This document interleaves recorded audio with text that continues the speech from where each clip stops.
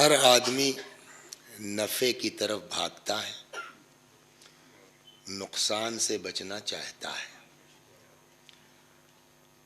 کوئی بہت ہی احمق آدمی ہوگا جو گھاٹے کا سودا کرے گا، ورنہ ہر آدمی فطری طور کے اوپر نفع کی تلاش میں ہے اور نقصان سے بچنا چاہتا ہے۔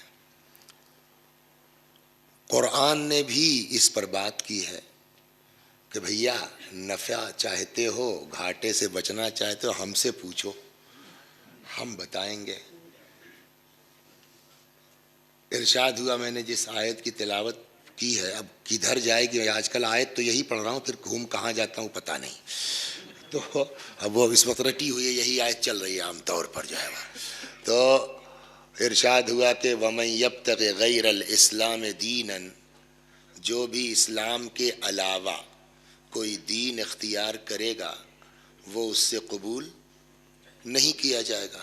ٹھیک ہے صاحب، مت مانیے آپ، ہمارا جو دل چاہتا ہے ہم اپنا وہ دین اختیار کریں گے، کہ وہ تو صحیح ہے، نتیجہ پتہ ہے، وَهُوَ فِي الْآخِرَةِ مِنَ الْخَاسِرِينَ۔ ایسا انسان جو اسلام کے علاوہ کسی دین کو اختیار کرے گا وہ آخرت میں گھاٹا اٹھانے والوں میں ہوگا۔ دیکھیے گھاٹے کی دو قسمیں ہیں، ایک وقتی فائدہ ہے، وقتی نقصان ہے، اور ایک دائمی فائدہ ہے اور دائمی نقصان ہے۔ دنیا کا چاہے نفع ہو یا نقصان ہو، یہ دائمی نہیں ہے۔ 10 سال رہ لیجئے، 20 سال رہ لیجئے، 50 سال رہ لیجئے، آخرت جو ہے وہ اس دنیا کو چھوڑنا ہے۔ اور شاید اسی بنیاد کے اوپر شیخ سعدی نے، مولانا صاحب آپ نے وثیقہ میں پڑھا ہے نا، تو گلستان تو پڑھی ہوگی، تو شیخ سعدی نے اسی بنیاد پر جو ہے وہ ایک شعر ہے ان کا، جو آہنگ رفتن کند جان پاک، چہ بر تخت مردن چہ بر روی خاک۔ ہمیں جب روح نکلنے ہی لگے گی تو کون سا فرق پڑتا ہے کہ اے سی میں روح نکل رہی ہے کہ فٹ پاتھ پہ نکل رہی ہے، مرنا ہی ہے، سمجھ گیا؟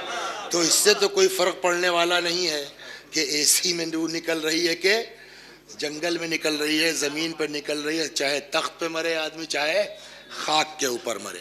تو یہاں کا نہ نفع دائمی ہے، یہاں کا نہ نقصان دائمی ہے، بلکہ قرآن نے جو کہا ہے وَالْآخِرَةُ خَيْرٌ وَأَبْقَىٰ، آخرت بڑھیا ہے اور وہی باقی رہنے والی ہے۔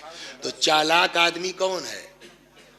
وقتی فائدے کی طرف بھاگے گا یا ہمیشہ رہنے والے فائدے کی طرف؟ کہا صاحب تو ہمیشہ رہنے والا نفع کہاں ہے اور نقصان کا؟ کہا آخرت کا ہے۔ کہا اس سے بچائیے، کیا کرنا ہوگا؟ کہ کچھ نہیں یار، اسلام قبول کر لو، بچ جاؤ گے، پکی بات ہے بچ جائیں گے۔ کہ قرآن کہتا ہے وَمَن يَبْتَغِ غَيْرَ الْإِسْلَامِ دِينًا، جو بھی اسلام کے علاوہ کوئی دین اختیار کرے گا وہ اس سے قبول نہیں کیا جائے گا، اور ایسا شخص آخرت میں گھاٹے اٹھانے والوں میں ہوگا۔ تو اس کا الٹا کیا ہوگا؟ مجھ کو انگریزی تو بہت نہیں آتی، اپوزٹ، ورنہ ہم تو سب جو ہے وہ دیہاتی لوگ ہیں، پرائمری اسکول کے پڑھے ہوئے، انگلش میڈیم والے، تو لکھاتے تھے جو ہے وہ بچپنے میں پرائمری اسکول میں ماسٹر صاحب لکھواتے تھے ولوم لکھو، ہے نا؟ تو ولوم کیا مطلب ہوا؟ گھاٹے کا ولوم کیا ہے؟ نفع۔ جو بھی اسلام کے علاوہ کوئی دین اختیار کرے گا وہ آخرت میں گھاٹا اٹھانے والے میں ہوگا۔ تو اس کا ولوم کیا ہوگا؟ جو اسلام قبول کر لے گا وہ فائدے میں رہے گا، نفع میں رہے گا۔ پکی بات ہے کہ جو مسلمان ہو گیا وہ نفع میں ہے۔ یہ قرآن کہہ رہا ہے، معاذ اللہ ہم قرآن کے خلاف ایک لفظ نہیں بول سکتے، لیکن اگر قرآن ہی اپنی بات کاٹ دے تو کیا مطلب؟ میں نے کہا اس آیت سے تو یہی سمجھ میں آیا نا کہ اسلام قبول نہیں کرو گے گھاٹے میں رہو گے، گھاٹے سے بچنا ہے تو کیا کرنا پڑے گا؟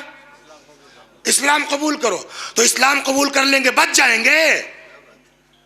قرآن کہتا ہے اسلام ہمیں مومن ہونے کے بعد گارنٹی نہیں ہے۔ صلوات، میں اپنی جیب سے نہیں کہہ رہا ہوں، اسلام کی بات کر رہا ہوں۔